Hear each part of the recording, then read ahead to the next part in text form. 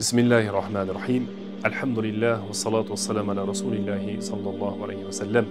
Alloh subhanahu va taologa hamd va sanolar bo'lsin. Payg'ambarimiz Muhammad Mustafa sallallohu alayhi va sallamga salovat salomlar bo'lsin. Assalomu alaykum hurmatli ahli islom, ahli iymon, mo'min musulmon birodarlar. Alloh subhanahu va taolo hammalarimizni tutayotgan ro'zalarimizni, o'qilayotgan namozlar, tarovihlarni, qilinayotgan ehsonlarni, iftorlik, saharliklarni Robbil alamin o'zini dargohida qabul maqbul qilsin. Ro'zadan maqsad nima? Yoki ayniqsa saharlik masalasi. Inshaalloh jamoatlarimizga saharlikning odoblari, fazilatlari, iftorlikning odoblari, fazilatlari, tarovihning, hatm Qur'onning odoblari, fazilatlari haqida inshaalloh Ramazon oyi ichida tushuntirib borishlikka, Alloh taolo qodir qilganicha aytib berishlikka harakat qilamiz. Ro'za saharlikdan boshlanar ekan, mana shu saharlik haqida bir necha narsani jamoatimizga eslatmoqchi bo'ldik. Qur'oni Karimda Alloh subhanahu va taolo hatta yatabayyakulu washrabu أعوذ بالله من الشيطان الرجيم وكلوا واشربوا حتى يتبين لكم الخيط الأبيض من الخيط الأسود من الفجر ثم أتموا الصيام إلى الليل. Sizlar oq ip bilan qora ipni bir-biridan ajragunicha. Ya'ni bu o'sha oldingi sahobalarning davrida bu oyatning ham sababi nuzuli bor. Oq ip bilan qora ipni ajraguncha bo'lgan vaqt oralig'ida mana shu vaqt kirguncha saharlikni qilinglar, ya'ni yenglar va ichinglar degan oyat karimani tushirdi Alloh taolo. Demak, saharlikni o'zini vaqti bor. Hozirgi kunimizda juda ham oson telefonlarimizda yoki kalendarlarda yoki taqvimlarda bu vaqtlar ko'rsatib berilgan. Demak, biz saharlikni vaqti emas, saharlikni qanday qilishlik kerak ekan degan mavzuda yoki degan savolga javob berishlikka harakat qilamiz inshaalloh. Saharlik arab tilida as-sahur was-suhur deb nomlanadi. Payg'ambarimiz sallallohu alayhi va sallam Anas ibn Malik radhiyallohu anhu dan rivoyat qilingan hadisda, sahih hadisda aytiblarki, tasahharu fa inna fis sahuri barakah. Saharlik qilinglar. Albatta saharlikda baraka bordir degan payg'ambarimiz sallallohu alayhi va sallamning hadislar bor. Barakadan maqsad al-barakatu huwa kasratul khayri wa ziyadihi wa ziyadatihi degan ulamolarimiz so'zi bor. Yaxshiligini ko'payib ketishligi, ziyoda bo'lishligi, oshib ketishligi bu barakadir. Ya'ni bir narsani ko'p bo'lib turishligi ham baraka deb hisoblanadi. Payg'ambarimiz sallallohu alayhi va sallam siz bilan bizlarni targ'ib qilib chaqirayotgan narsasi, ko'rsatayotgan narsasi shu bo'lyaptiki, saharlik qilinglar. Albatta saharlikda baraka bor. Saharlik qilishlikda baraka bor degan payg'ambarimiz sallallohu alayhi va sallamning hadislari bor. Va mana shu o'rinda jamoatimizga aytmoqchi bo'layotgan narsamiz shuki, saharlik qilayotgan degani saharlikda ko'p taom yenglar degan so'z emas. Bizda mana shu narsa ko'p kuzatiladi. Saharlikda ko'p taom yeyishlik degan so'z emas. Alloh taolo Qur'oni Karimda va kulu washrabu va la tusrifu innahu la yuhibbul musrifin.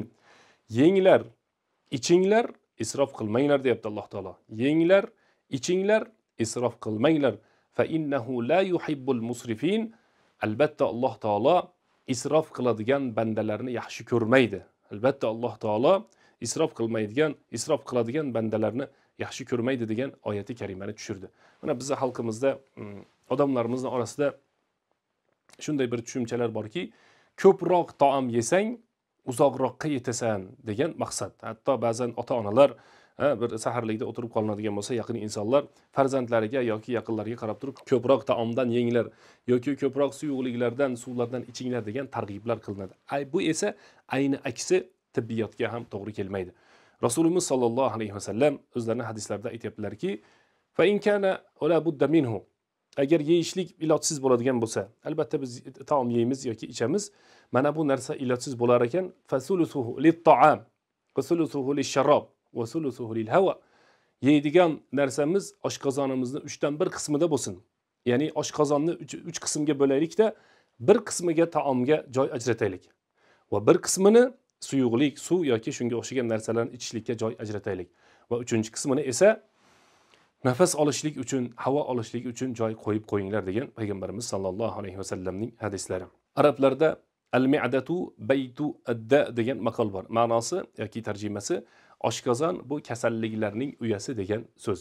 Agar noto'g'ri yo'lga ishlatiladigan bo'lsa, ba'zi vaqtlarda masalan ko'p taom yeydigan, hattoki qiyomatga yaqin aytiladi, qiyomatga yaqin semirib ketadigan, qorinlari chiqib ketadigan insonlar ko'p kuzatiladi degan ma'nolar ham bor. Shuning uchun saharlik qilayotgan insonlarga sunnatdagi saharlik, hurmatli azizlar, sunnatdagi saharlik bu taomni ko'p yeyishlik emas yoki suvni ko'p ichishlik emas. Hattoki bir hadisda payg'ambarimiz sollallohu alayhi vasallam aytibdilarki, at-tamru, tamr degani xurmo degani. Xurmo bilan saharlik qilishlik bu barakadir.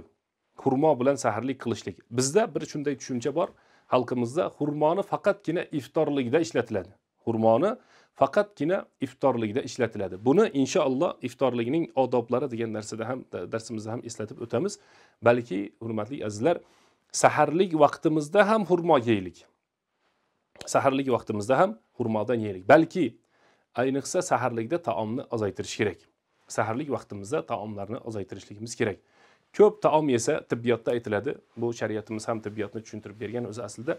Ko'p taom yeyishlik, ko'p sharob yoki ya'ni suvni ichishlikni talab qildiradi. Ko'p suvni ichishlik esa insonni mana bu jasadidagi o'zida bor suvlarni tashqariga chiqarishlikka buyruq berar ekan. Ozroq, ya'ni sunnatga muvofiq normasida deymizmi, miqdorida, me'yorida taom yeyishlik va me'yorida suv ichishlik mana bu ayni sunnatdir. Balki ro'zani uzoqroqqa yetkazib borishlikka sabab bo'ladigan narsa ham shu. Yana ba'zi bir insonlar savol berishadi. Do'stlardan yoki doktorlardan yoki boshqa insonlardan so'rab, qaysi taomni yesak ko'p chanqatmaydi yoki qaysi taomni yesak kuchini ko'proq beradi, uzoqroqqa yetib boramiz degan savol. Uzoqroqqa yetib borishlikning yo'li iymon. Qaysi inson iymon bilan ro'za tutar ekan, man soma ramazona imanan va ihtisaban, iymon bilan, Allohga ishonch bilan va ihtisaban ajr savobni umid qilgan holda ro'za tutadigan bo'lsa, u ozroq taom yesa ham bemalol yetib borishligi mumkin. Ammo faqat oshqozonni to'sishlik maqsadida ko'p taom yeydigan bo'lsa, bu aksi bo'ladi-da, bu insonni ko'proq qorni ochishlikka sababchi bo'ladi. Shuning uchun hurmatli azizlar, saharlik qilayotgan vaqtimizda o'ta ko'p taom yemaylik, bu sunnatdan emas. O'ta ko'p suv ham ichmaylik, bu sunnatdan emas. Ko'p yeyishlik, ko'p ichishlik, ko'p uyquni taqozo qiladi. Ko'p uxlashlik insonni aqlini ketishligini taqozo qiladi. Ko'p yeyishlik insonni aqlini to'sadi. Ko'p suv ichishlik ham insonni aqlini, zakovatini, zehnini, ayniqsa farosatini to'sib qo'yadi degan ulamolarimizning so'zlari bor. Tasahharu fa inna fi sahuri baraka. Saharlik qilinglar. Albatta saharlikda baraka bordir deganda umrga baraka bo'ladi. Rizqida baraka bo'ladi. Payg'ambarimiz sollallohu alayhi vasallam yana hadisda aytibdilarki, faqatgina bizni ummatimizga berilgan xususiyatlarning biri ahli kitoblarni teskarisi bo'lishligi. Ahli kitoblar kunduz kunlari ro'za tutishadi. Kunduz kunlari ba'zi narsalarni yeyishmaydi xolos. Saharlik qilishlik faqatgina ummatu Muhammadiyaga, Rasululloh sallallohu alayhi vasallamning ummati, ya'ni bizlargagina xos. Yorug' tushmasdan avval, bomdod vaqti kirishlikdan avval saharlik qilishlik faqatgina bizgagina xos bo'lgan narsa.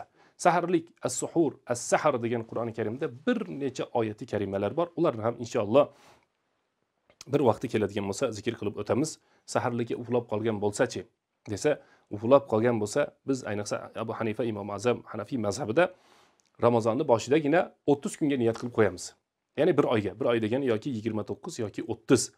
Uxlab qolgan bo'lsangiz hijolat bo'lmang, xotirjam bo'ling. Siz mana shu kun ham ro'zasiz. Nima uchun? Nimagaki bu Ramazon oyida ayni bir kunda niyat esidan chiqib qoladigan bo'lsa yoki uxlab qoladigan bo'lsa, boshqa ro'za baribir sig'maydi. Faqatgina Ramazonning ro'zasi sig'adi degan bizning mazhabimizda qonun qoida bor. Shuning uchun uxlab qolayotgan insonlar bo'lsa, uxlab qolmaslikka odat qilishlik kerak.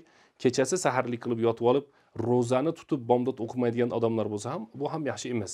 Saharlik qilinadi, so'ngra azon aytilgandan keyin saharlik to'xtatiladi, taqvimga qarab, so'ngra bomdod namozini vaqti kelib bomdod namozi o'qiladi.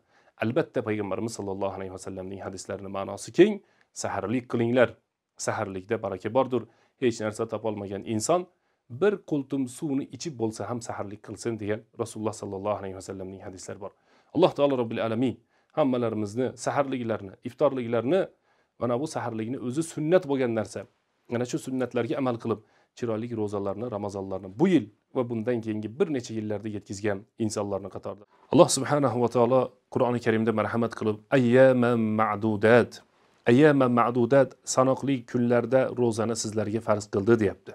Payg'ambarimiz sollallohu alayhi vasallam ash-shahru hakaza va hakaza deb qo'llari bilan ishora qilib, bir oyni 29 yoki 30 kun bo'lishligini payg'ambarimiz sollallohu alayhi vasallam hadislarda bayon qildilar. Muborak bo'lgan, aziz va mukarram bo'lgan, barakatli bo'lgan, Qur'oni Karim nozil qilingan Ramazon oyida turibmiz. Ramazon ro'zasi saharlik va iftorlikni o'rtasida yeyishlik, ichishlik hamda jimodan tiyilishlikni Ramazon, ya'ni ro'za tutgan inson deb hisoblanadi. Saharlikdan boshlab niyat bilan iftorlik vaqtigacha yeyishlikdan, ichishlikdan va jimodan mana bu narsalardan tiyilishlik, to'xtab turishlik, mana bu narsa ro'za, islom mo'min musulmonlarni ro'zasi deb hisoblanadi. Kecha biz Ramazon iftor saharligi haqida so'z qilgan edik. Bugun iftorlik haqida, iftorlikning sunnatlari haqida, payg'ambarimiz sollallohu alayhi vasallam qanday qilib iftorlik qilganliklari haqida inshaalloh Alloh taolo qodir qilganicha tushuntirishlikka harakat qilamiz. Avvalo Rasululloh sollallohu alayhi vasallamning hadislarini eslatib o'tamiz. Aytibdilarki, lis-soimi da'watun la turaddu. Ro'zador insonning duosi bor. Agar duo qiladigan bo'lsa, la turaddu, mana bu duo qaytarilmaydi degan payg'ambarimiz sollallohu alayhi vasallamning hadislari bor. Siz bilan menga bo'ladigan mukofot, hurmatli azizlar, duo qilishlik degan bir imkoniyat bor. Duo qilishlik degan bir imkoniyat bor. Albatta duo qilinadigan bo'lsa, mana bu duolarni Alloh subhanahu va taolo qaytarmaydi. Bomdoddan so'ngmi, saharlikdan so'ngmi, peshin vaqtidami, asr vaqtidami, iftorlikka yaqinmi, qachon duo qilamiz desa, ulamolarimiz al-ahvat umumiysini olamiz. Kama jaa umuman, umumiy qanday kelgan bo'lsa, mana shunday holatda olamizda, ayni bir vaqtni belgilamaylik, balki umumiy bo'lgani yaxshiroq deysa, ba'zi bir ulamolarimiz ayndal iftor qilinayotgan vaqtidagi duo la turaddu, qaytarilmaydi degan so'zlarni ma'qul ko'rishgan ekan. Shuning uchun iftor qilayotgan insonlarni iftorlikning sunnatlaridan biri, mana bu narsaga e'tibor beraylik. Iftorlikning sunnatlaridan biri 16 soat, 18 soat, 15 soat, necha soat ro'za tutsak ham dasturxonni ozgina ertaroq tayyorlab qo'yaylik. 10 daqiqa ertaroq dasturxonni tayyorlab qo'yaylik. Bu erkak kishi va xossatan ayollarga ko'proq tegishli. Issiq taomda baraka yo'q deyildi. Issiq taomda baraka yo'q. Demak, azon aytgandan so'ng emas, undan jicha ozgina muqaddamroq taomni dasturxonga qo'yib qo'yilsa ma'qulroq bo'ladi.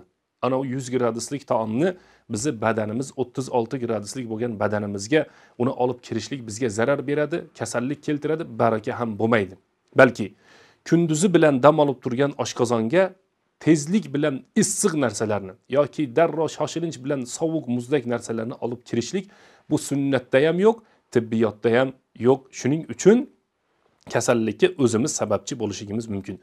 Rasululloh sallallohu alayhi vasallam qanday qilib iftor qilganlar degan savol berilsa, payg'ambarimiz sallallohu alayhi vasallam iftor qilgan vaqtlarida salasa tamaratin, tamarat degan xurmolar degani. Payg'ambarimiz sallallohu alayhi vasallam 3 xurmo bilan iftorlik qilar ekanlar. Yoki salasa rotabatin, 3 xurmoning bu boshqa turi pishib qolay degani bu. Ya'ni suyuqligi ko'prog'i, namligi ko'prog'i rotabat deyiladi. Namligi ozroq bo'lib qolgani tamarrot deyiladi. Bu xuddiki uzum bilan mayiz degan so'zga o'xshaydi. Uzumni yesangiz suvlik bo'ladi, mayizni yesangiz qurib qolgan bo'ladi. Xurmo ham xuddi shunday. Demak, payg'ambarimiz sallallohu alayhi vasallam iftorlik vaqtlarida, iftorlikda salasa tamaratin, 3 xurmo bilan iftorlik qilgan ekanlar. 3 xurmo bilan iftorlik qilar ekanlar. Topolmasachi desa, Rasululloh sallallohu alayhi vasallamning hadislari bor. Agar topa olmasanglar, hasayatun minal ma, hovuchda hozirgi kunlarda idishlarimiz bor. Idishda ho'plam suvlarni ichishlik mana bu sunnatdir. Suvlarni ichishlik mana bu sunnatdir.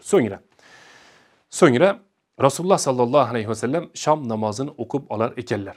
Mana shu joyda bir masala paydo bo'ladi.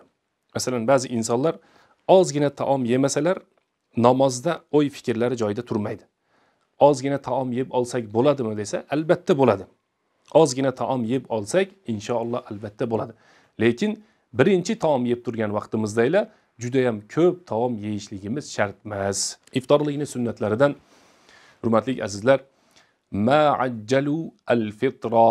Payg'ambarimiz sallallohu alayhi vasallam aytibdilarki, mening ummatim yaxshilikdadir, qachonki iftorligini ertalatsalar. Mening ummatim yaxshilikdadir, qachonki iftorlikni ertaroq qilsalar. Hatto bir hadisda keladi, iftarna fi ahdi Rasulillahi sallallohu alayhi vasallam fi yawmin ghaymin. Havo bulutlik bo'lib turgan kunda, mana bugun ham bulutlik bo'lib turibdi. Bulutlik bo'lib turgan kunda biz iftorlikni qildik. So'ngra bulutlar tarqadi, quyosh botay deb qolgan ekan. Demak, quyosh botmagan ekan deyapti. Biz hozir taqvimlarimiz bor. Quyosh botgan vaqtlar aniq ko'rsatilgan. Muazzillar ham o'sha vaqtda inshaalloh azonlarni aytishyapti. Yo'q, yana ozgina vaqtimiz bor. Yana ozgina kutaylik, yana ozgina kutaylik degan so'z bo'lmaydi. Balki iftorlikni tezlashtirishlik, saharlikni kechiktirishlik kerak. Kechiktirishlik qanday desa, saharligimizni taqvimni oxirgi vaqtigacha qilsak bo'ladi. Iftorlikni esa taqvimni birinchi vaqtida qilamiz. Mana shu Rasululloh sallallohu alayhi vasallamning sunnatidir. Demak, taom yeyishlikda imkon qadar xurmo bilan boshlaymiz. So'ngra o'ta issiq va o'ta sovuq taomlardan ehtiyot bo'lamiz hamda iftorlikni o'z vaqtidan kechiktirib, qorong'uni tushirib, oylarni, yulduzlarni ko'rinib qolguncha, ya'ni shom vaqti ancha o'tib ketguncha bo'lgan vaqtni kutilmaydi, balki iftorlik o'z vaqtida qilinadi. So'ngra la turaddu deb boya so'zda aytdik. Iftorlik qilayotgan inson xossatan iftorlikdan ozgina avval dasturxonga o'tirishligi, oila a'zolari bilan bo'lsin, yaqinlar bilan bo'lsin, qaysi o'rinda bo'lsa ham dasturxonni atrofida iftordan ozgina avval taomni emas, duoni o'ylashligimiz kerak. Taomni emas, balki duoni o'ylashligimiz kerak. Ro'zadorning duosi ijobat va ro'zadorning duosi qaytarilmaydi, ayniqsa iftorlik vaqtida. So'zimizning so'ngida yana payg'ambarimiz sallallohu alayhi vasallam hadislarini aytamiz. Rasululloh sallallohu alayhi vasallam hadisda aytibdilarki, lis-soimi farhatan. Ro'zador inson uchun ikkita xursandchiligi bor. Ro'zador inson uchun ikkita xursandchiligi bor. Farhatun inda fitrihi va farhatun inda liqa'i rabbih. Birinchi xursandchiligi iftorlik qilgan o'rnida, ikkinchi xursandchiligi Robbisi bilan uchrashgan kunida. Demak, birinchi xursandchiligi iftorlik qilgan kuni vaqtida, o'rnida degandan maqsad inson xursand bo'lar ekan. Mana bugun men yana bir ro'zani yetkaza oldim. Bugun inshaalloh yana bir ro'zani tutishlikka Alloh taolo imkoniyat berdi, qodir bo'ldim deb. Inshaalloh Ramazon oyida mana bekorchi so'zlar ko'payayotganligi haqida ba'zan guvohlar bo'lyapmiz. Bu so'zlar haqida ham, bekorchi suhbatlar haqida ham inshaalloh bayon qilishga harakat qilamiz. Ro'zamizni zoya qilmaylik. Chunki payg'ambarimiz sallallohu alayhi vasallam hadisda aytibdilar: "Valam yarfuz valam yafsuq", bekorchiligini tashlamasa, shahodataz zur, yolg'on guvohligini tashlamasa, bekorchi so'zlarni tashlamaydigan bo'lsa, bu insonni tutgan ro'zasidan Alloh taoloda hech qanday hojati yo'q. Ya'ni o'zini bekorga ochga qo'yibdi degan so'z. Suhbatlarimizni inshaalloh davom ettiramiz. Alloh taolo qilayotgan iftorlik, saharliklarimizni va barcha ibodatlarimizni beriyolik bilan o'zini dargohida qabul qilsin. Subhanakallohumma bihamdik, ashhadu an la ilaha illa anta astaghfiruka